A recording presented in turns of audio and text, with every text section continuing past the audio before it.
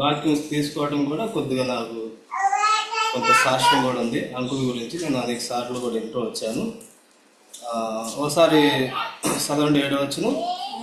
మంచి పోరాటం పోరాడుతుంది, పరుగు కడముట్టించుతుంది, విశ్వాసం కాపాడుతుంది. నీతి కిరీటం తర్వాత చూసుకున్నామండి.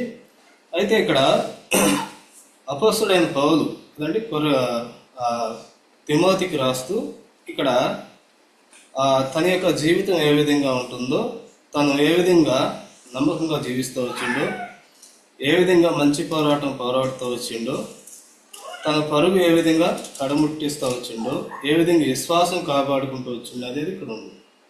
ఎందుకు ఈ మాటలు తీసుకున్నా అంటే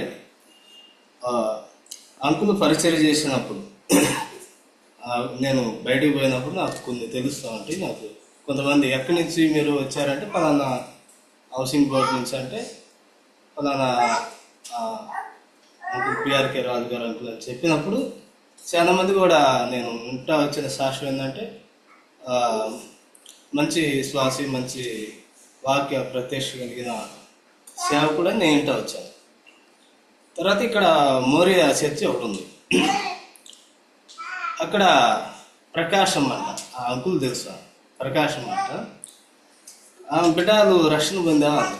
అవునమ్మా అంటే ఆమె ఏమందంటే ఆ అంకుల్కి అక్కడ ఇంకో పేరు ఉంది, మన రాజంకులు అంటారు, వాళ్ళు రాజన్న అంటారు. ఏమంటారు?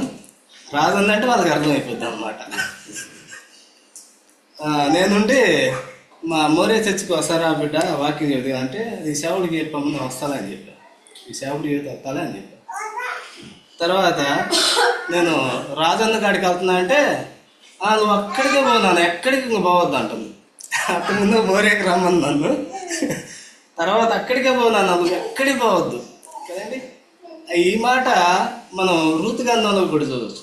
నువ్వు పోయి ఎక్కడమ్మా అదే పొలంలో ఎక్కడికి పోవద్దు, ఎక్కడికి వేరే పొలంలో నువ్వు వెళ్ళొద్దు. అంటే ఎందుకు ఈ మాటలు చెబుతున్నానంటే ఇక్కడ మంచి పోరాటం అనేది మధ్యలో ఆగిపోకూడదు కదండి. మంచి పోరాటం అనేది మధ్యలో ఆగిపోకూడదు. ఈ మంచి పోరాటంలో కొంతమంది పోరాటాలు ఉంటాయి కదండి. ఇప్పుడు అనేక సందర్భాల్లో లోకంలో పరిస్థితులు మనం చూస్తున్నాం కదండి. ఆస్తుల కోసం పోరాడుతున్నారు, లేకపోతే ఈ లోకంలో ఇంకేదో అధికారం కోసం పోరాడుతున్నారు, లేకపోతే సంఘాల్లో కూడా నాకు అధికారం కావాలి, లేకపోతే నేను ఉన్నతమైన స్థితిలో ఉండాలా, లేకపోతే నా టాలెంట్ నేను చూపించాలా అని రకరకాలుగా పోరాడుతున్నారు. అయితే మన పోరాటం ఏ విధంగా ఉన్నది చూసుకోవాలన్నమాట. ఈ పోరాటం మధ్యలో అయిపోతుందా, లేకపోతే ఈ పోరాటం మంచిగా ఉంటుందా, లేకపోతే ఈ పోరాటం సరైనదిగా లేదా అనేది చూసుకోవాలన్నమాట. అందుకనే సౌలు యొక్క జీవితంలో కూడా అదే జరిగింది. చూడండి, ఒక మొదటి సమయాలు 18వ అధ్యాయం 10 చదవండి. 18, 10, 9 కూడా చదవండి.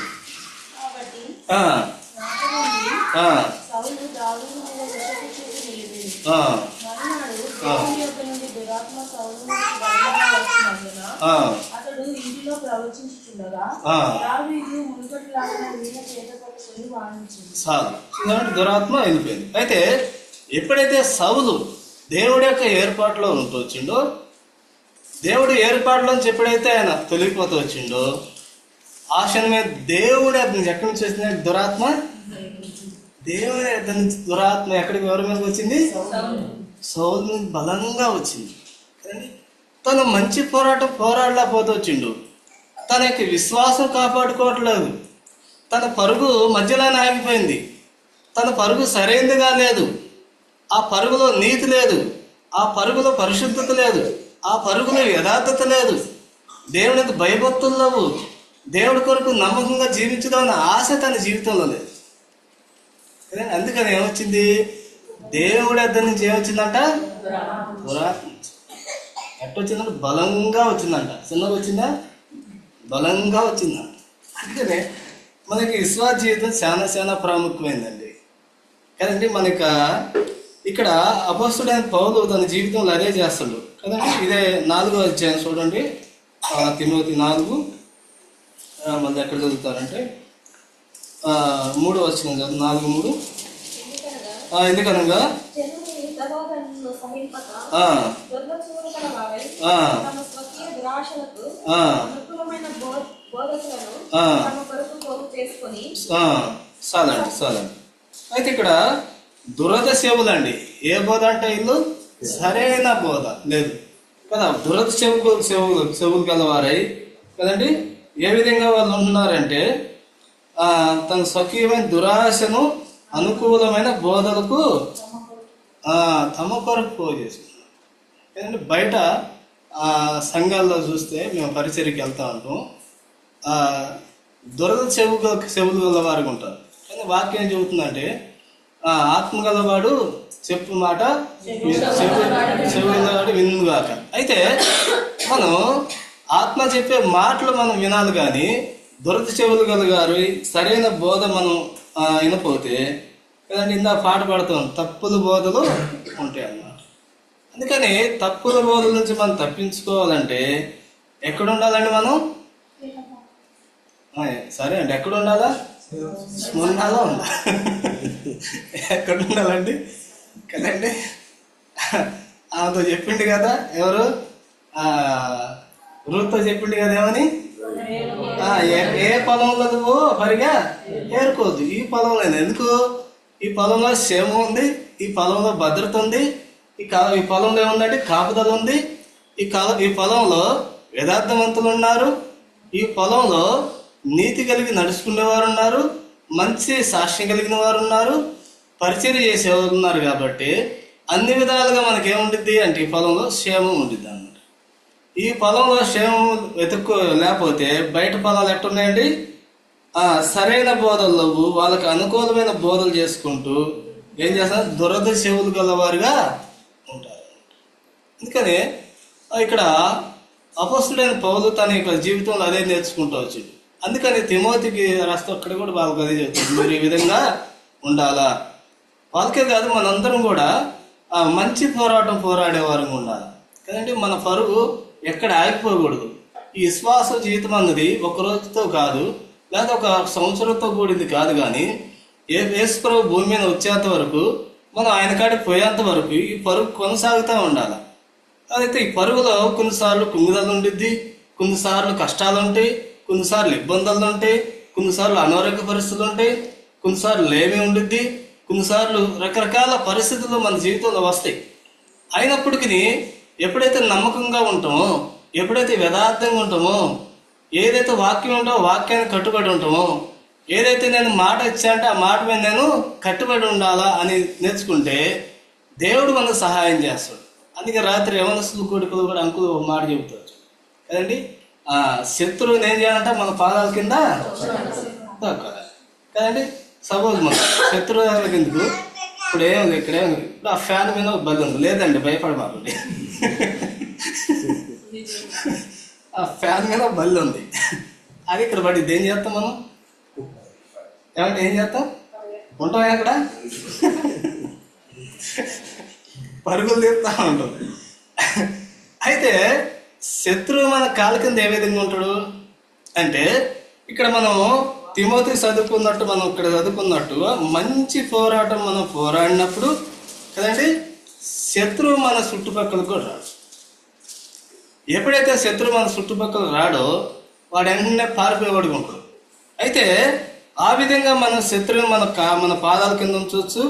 ఆ విధంగా ప్రార్థనా జీవితం కలిగి శత్రువుని మన పారదోలుగా ఉండొచ్చు. ఆ విధంగా దేవుడి యొక్క కార్యాలు జరుగుతాయి.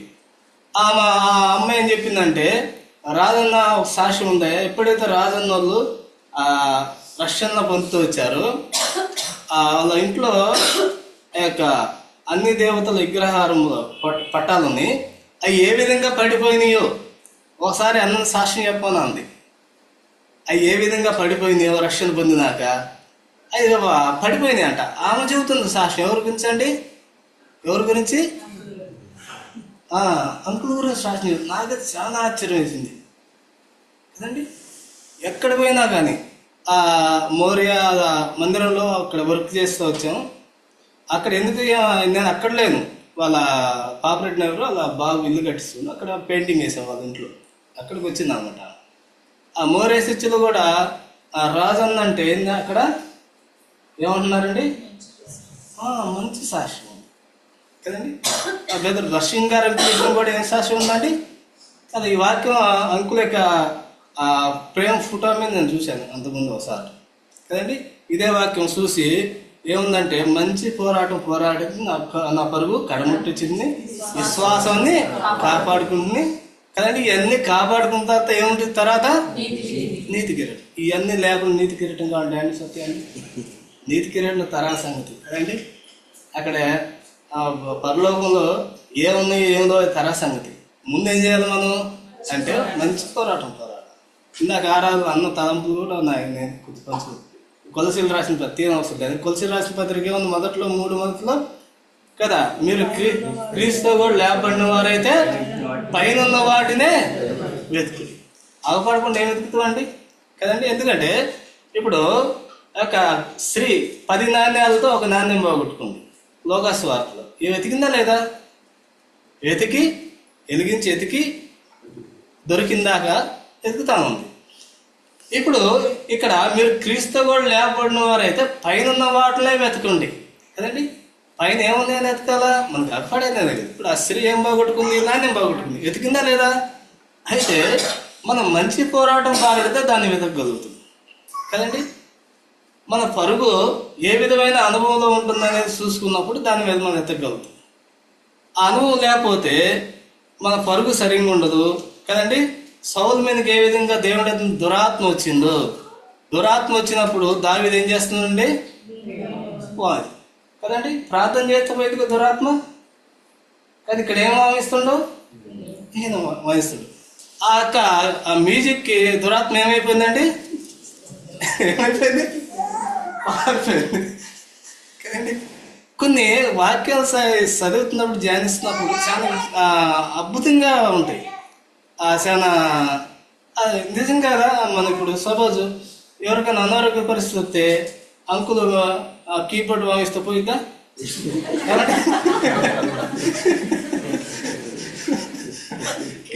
కీబోర్డ్ వాయిస్తూ పోయిద్దండి. ఎంత గొప్ప విశ్వాసం చూడండి. అది ఏదో భావించినప్పుడు దురాత్మ ఎన్నోసార్లు వచ్చినప్పుడు అదే చేసిండు కదండి. తన యొక్క విశ్వాసము, విధేయత కదండి, తన యొక్క పోరాటంలో యథార్థంగా పోరాడుతూ వచ్చిండు, నమ్మకంగా పోరాడుతూ వచ్చిండు కదండి. అంతకుముందు కూడా చెబుతూ వచ్చే సౌలు ఎంత తరిగినప్పుడు తను ఎంతో సమాధానం కలిగి ఉంటూ వచ్చిండు, గృహంలో వెళ్తూ వచ్చిండు, తన తల దాచుకుంటూ వచ్చిండు. ఎన్నో మనం అనుభవాలు చూస్తూ ఉంటాం. కానీ లోకంలో సామెత ఉంది, ఏముందండి? అన్నదమ్ములు ఏం కోరుతారంటమ్మా? బామర్దులు అంతే కరెక్టే. నాకు తెలియదు, మీరు చెప్పండి శాస్త్రాలు. కరెక్ట్. ఇప్పుడు సౌలుకి దావీదు ఏమవుతాడమ్మా? అల్లుడు. అవును, అల్లుడు కదా. ఇప్పుడు అల్లుడికి ఏం కోరాలి? ఇప్పుడు క్షేమం కోరాలి కదా. ఎందుకు? ఏమన్నా చేస్తే నా బిడ్డను కొడతాడో తిడతాడో అని భయం ఉండాలి కదండి. ఎవరికి? సౌలుకి ఏం లేదు, ఆ భయం ఏం లేదు. ఎందుకంటే ఎప్పుడైతే దేవుడు ఆత్మ వెళ్ళిపోతూ వచ్చిందో, ఎప్పుడైతే దురాత్మ వచ్చిందో, ఎప్పుడైతే యథార్థంగా జీవించలేదో, ఎప్పుడైతే మంచి పోరాటం పోరాడలేదో, ఎప్పుడైతే నమ్మకంగా లేడో, ఎప్పుడైతే తన పరుగు ఆగిపోతూ వచ్చిందో, ఆ పరుగు ఆగిపోవడం తర్వాత ఏమైందంటే అల్లుడు లేదు, ఇంకెవరు లేరు, బిడ్డ లేదు. ఎవరమ్మా? అల్లుడు లేదు, బిడ్డ లేదు. ఉన్నాళ్ళు ఉంది. ఇప్పటికే ఎన్ని చేసిందో ఎవరామా? రాహేలా? ఇప్పటికి ఎన్ని చేసిందో పోతే పోయిందని ఏం చేసిందండి? తన హృదయాన్ని కఠినం పరుచుకుంటూ వచ్చిండు కదండి. దావీదు ఎంత మేలు చేసిండు. ఆ దావీదే అక్కడ ఉండకపోతే, దేవుడు ఆ సమయంలో దావీదుని వాడుకోకపోతే గొలియాతు విషయం ఏమయ్యేదండి? వీళ్ళందరూ భయపడుతున్నారు కదండి. ముందు బాగుంటే ముందు ఇంకొకరు పెట్టేసి ఇంకొకరు వెళ్తున్నారు, ముందు ఇంకొకరు పెట్టి అది వెళ్ళిపోతున్నారు, భయపడిపోతున్నారు. ఎవరు చేత కావట్లేదు కదండి. దావీదు యొక్క అనుభవం కదండి. అరణ్యంలో దేవుడు ఏమి నేర్పించిండండి? యుద్ధం చేయటం కాదు. ఏం నేర్పించిండమ్మా? ఒడిశల అనుభవం నేర్పించిండు కదా. ఆ ఒడిశల అనుభవం ద్వారా కొట్టగలిగిండు కదండి. ఇంకోసారి ప్రభుత్వం అయితే అవన్నీ నేను సిద్ధపడుతూ వచ్చాను, ఒకసారి చెబుతాను. ఆ యొక్క ఒడిశలో అనుభవం వీళ్ళకి మంచి నైపుణ్యత ఉండిద్ది అనమాట. ఎంత దూరం ఉన్నా ఆ గురిగా కొట్టగలే అంత కెపాసిటీ, అంత తెలివి వీళ్ళకి ఉండిద్ది అనమాట కదండి. ఇక్కడ యుద్ధం కత్తుల వల్ల అవ్వదని తెలిసిపోయింది. ఎవరికి తెలిసిపోయింది వెంటనే. ఎక్కడ చోటు ఉంది ఆయనకి? ఎక్కడా చోటు లేదు. ఎక్కడుందమ్మా? అక్కడ చోటు ఉంది. నేను ఎట్టైనా కొట్టగలుగుతానని విశ్వాసం ఉంది. తను నేర్చుకున్న దాని మీద నాకు పట్టు ఉంది. కొడతా అని చెప్పిండు, కొట్టిండా లేదా? అది విశ్వాసం. ఎందుకంటే విశ్వాసం ఒక ఎత్తు, ప్రార్థన ఒక ఎత్తు అయితే, ఏదైతే మనం నేర్చుకున్న నైపుణ్యత ఉంది చూసావా, అది కూడా చాలా ప్రాముఖ్యమైనది. ఇప్పుడు నాకు చదువు లేదు, నేను ఇంగ్లీష్లో చెప్తానండి. ఎంత విశ్వాసం ఉన్నప్పటికీ, విధేయత ఉన్నప్పుడు ఇంగ్లీష్లో చెప్తానా? చెప్పలేను. ఎందుకు? నాకు లేదు కదండి. అయితే దావీదు నేర్చుకోకుండా కొట్టగలుగుతా కదండి. తను ఏదైతే అరణ్యంలో నేర్చుకుండో దాన్ని ఉపయోగించిండో, ఆ అనుభవం తనకు లేకుండా, తనకి ఎంత విశ్వాసం ఉన్నప్పటికీ, ఎంత ప్రార్థన ఉన్నప్పటికీ ఒడిసులతో కొట్టగలుగుతాడా కదండి. ఏదైనా విశ్వాసం ఉండాలా, విధేయత ఉండాలా. మనం ఏదైతే నేర్చుకుంటున్నామో, ఏదైతే మన జీవితంలో అది ఉంటుందో, అదేంటండి మంచి పరుగు. మన యొక్క జీవితంలో ఇదే నేర్చుకోవాలా. తిమోతి అదే చెబుతా ఉండు. చూడండి, ఎక్కడ చూద్దామంటే ఇదే తిమోతికి రాసిన పత్రిక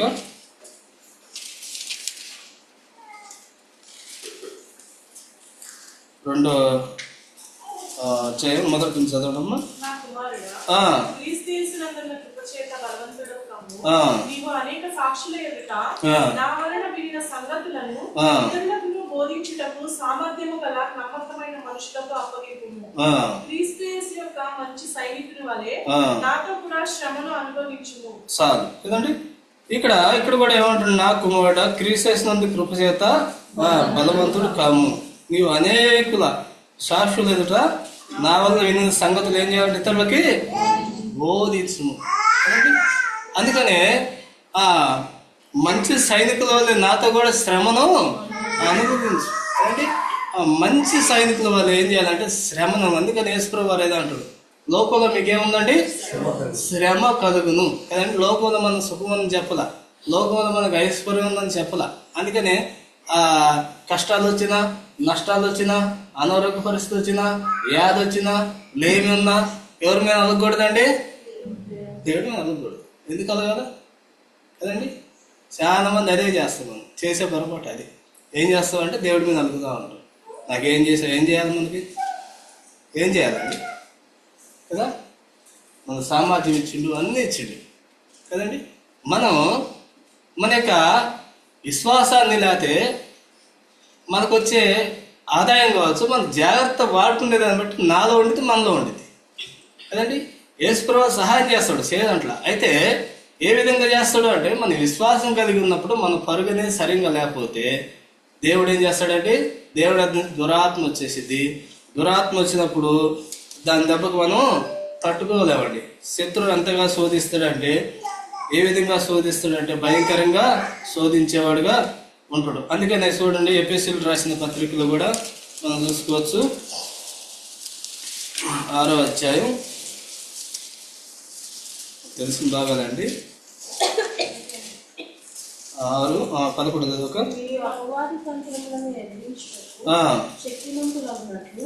దేవుడిచ్చి సర్వాంగ కవచమును ధరించుకుంది. మనము పోరాడినది శరీరులతో కాదు కానీ ప్రధానులతోనూ అధికారులతోనూ ప్రస్తుత అంధకార సంబంధులకు లోకనాథులతోనూ ఆకాశ మండలముల దురాత్మల సమూహములతోనూ పోరాడుచున్నాము. చాలండి. చూసా, మన పోరాడేది ఎవరితో అండి? అంధకార సంబంధకు అధికారంతో మనం పోరాడుతున్నాం. ఈ దురాత్మతో మనకు అవపడకుండా పోరాడుతున్నాం. అంతకుముందు కూడా అంకులు చాలా సార్లు చెప్పింది కదండి. ఇప్పుడు దావీదు విషయంలో అంటే పోయి అవపడే యుద్ధం, లోక సంబంధం యుద్ధం జరుగుతుంది, పోరాటం సరిపోయింది. ఇప్పుడు అపవాది మనకు అవపడ్డు కదండి. ఇంతకుముందు అంకులు కూడా ఇప్పుడు వాడు మన ముక్కులో పోవచ్చు, ఏ టైం పోవచ్చు అని కదండి. ఎవరు? శత్రువు. అంటే మనకు అవపడకుండా పోరాటం చేస్తాడు అనమాట కదండి. అయితే ఈ పోరాటంలో మనం అలసిపోయే వారంగా ఉండకూడదు. ఈ పోరాటంలో యథార్థంగా ఉన్నప్పుడు, ఈ పోరాటంలో నమ్మకంగా ఉన్నప్పుడు, ఈ పోరాటంలో నీతి కలిగి ఉన్నప్పుడు ఈ పరుగు అనేది ఆగిపోదు. మన విశ్వాసం మీద విసుకురాదు. మన విశ్వాసం ఇంకా అభివృద్ధి చెందే విషయంలో మనం నమ్మకంగా ఉంటాం అన్నమాట. అందుకని ఇక్కడ ఏమంటుండంటే, మీరు అపవాడి తంత్రాలు ఎరిగిన వారు కారు కదండి, ఎదిరించడానికి శక్తిమంతుడు కానీ వాడు క్రియల చేత వాడి యొక్క అపవాది చేసే క్రియలన్నీ అదే విధంగా ఉంటాయి అన్నమాట. ఏం చేయడు. ఏం చేస్తాడండి? చిన్నగా మన ఆలోచనలు మార్చేస్తాడు, మన తలంపులు మార్చేస్తాడు, మన విధానం మార్చేస్తాడు, అన్నీ మార్చేసి ఆయన మీద ఆధారపడకుండా మనం చేస్తాడు అనమాట. అందుకని చూడండి, ఇదే తిమోతికి రాసిన పత్రికలో మనం చూసుకోవచ్చు.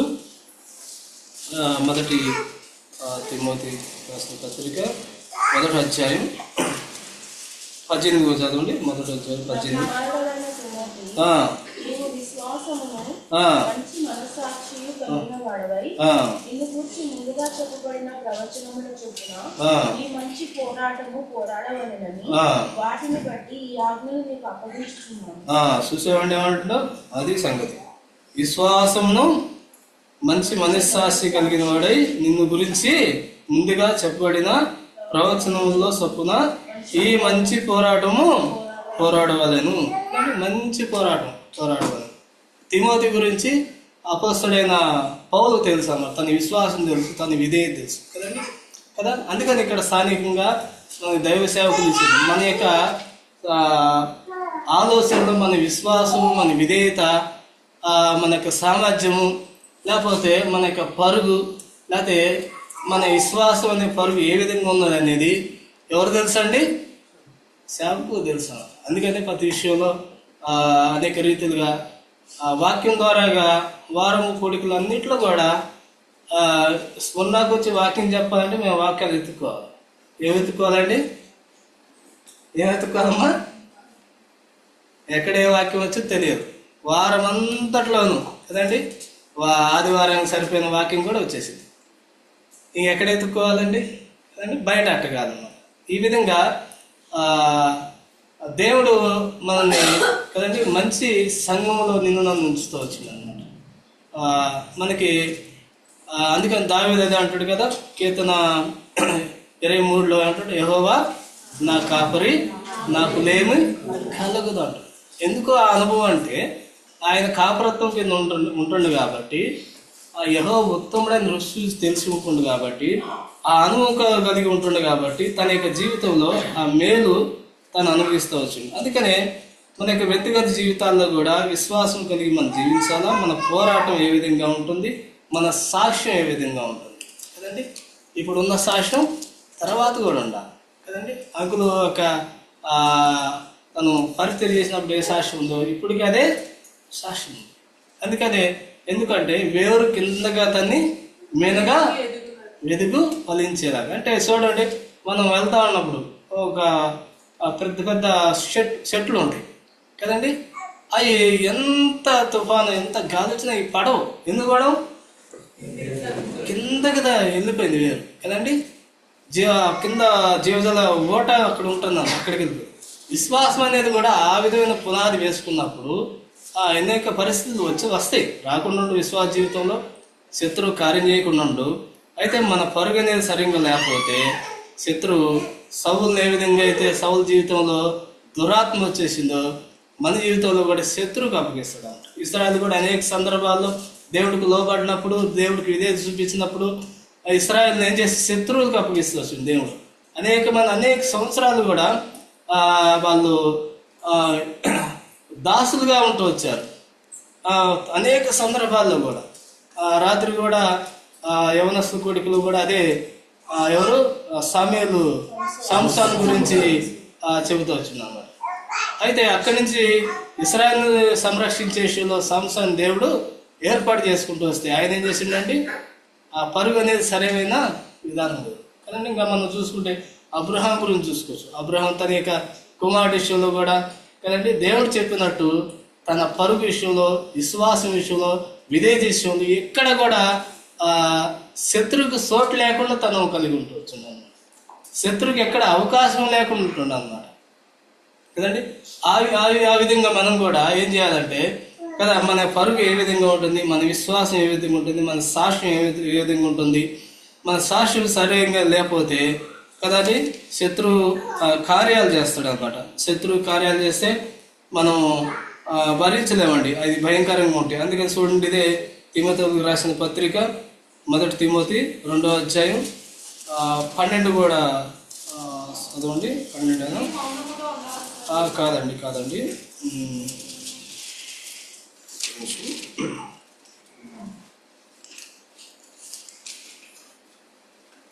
2 తిమోతి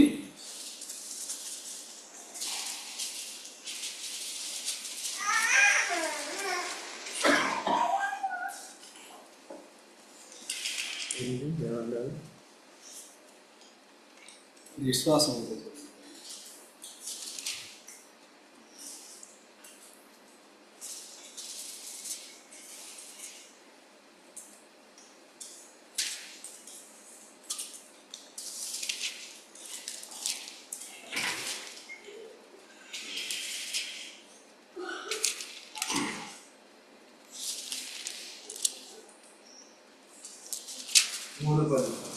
మూడు పద అయితే ఆ, నా బోధను, నా ప్రవర్తనను, ఆ, ఉద్దేశము, నా విశ్వాసము, ఆ.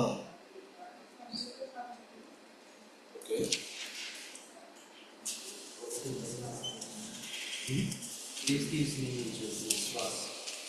ఒకటి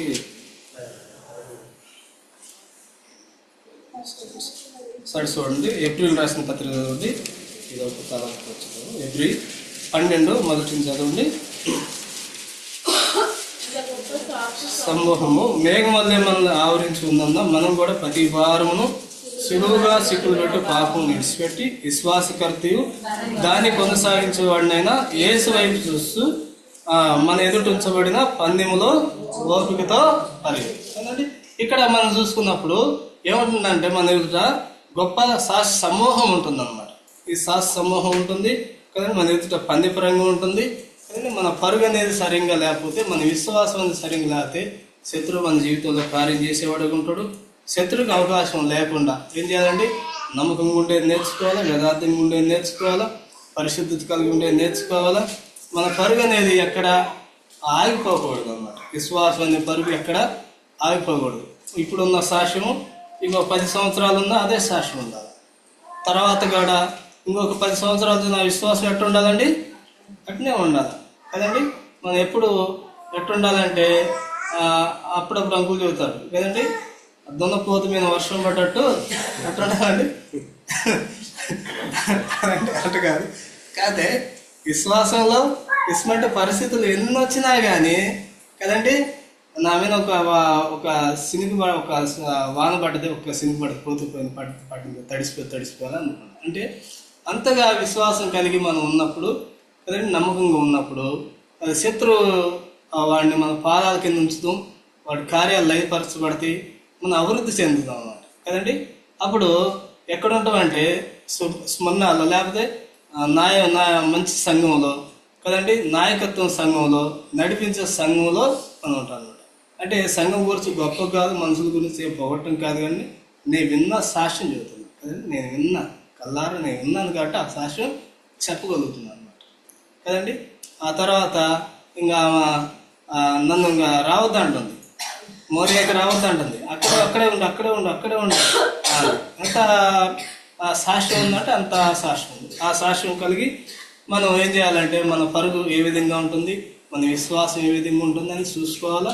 తర్వాత యేసుప్రభు వారు ఆయన శరీరం, ఆయన రక్తం మనకేముందండి, అందుబాటులో ఉంటుంది కదా. నేను కూడా ఏమి ఉండాలి, ఇప్పుడు యేసుప్రభు వారికి అందుబాటులో ఉండాలి, యేసుప్రభు వారికి ఆలోచనకు అందుబాటులో ఉండాలి, యేసుప్రభు వారి చిత్తానికి అందుబాటులో ఉండాలి, నా పరుగు సరిగ్గా ఉందా లేదో అని అందుబాటులో ఉండాలి, ఆయన మహిమకరంగా ఉండాలి, ఆయన శరీరం, ఆయన రక్తం అందుబాటులో ఉంటుంది. నేను కూడా ఏ విధంగా అందుబాటులో ఉంటున్నానా, లేదా నా పరుగు ఎట్టుంటుంది, నా విశ్వాసం ఉంటుంది, నా విధేయత ఎట్టుంటుంది అనేది మనం చూసుకోవాలి. ఆ విధంగా మనం పరిశీలించుకుందాం. వల్ల పాల్గొందాం. దేవుడి మాటలు మన కొరకు దీవించాల్సింది.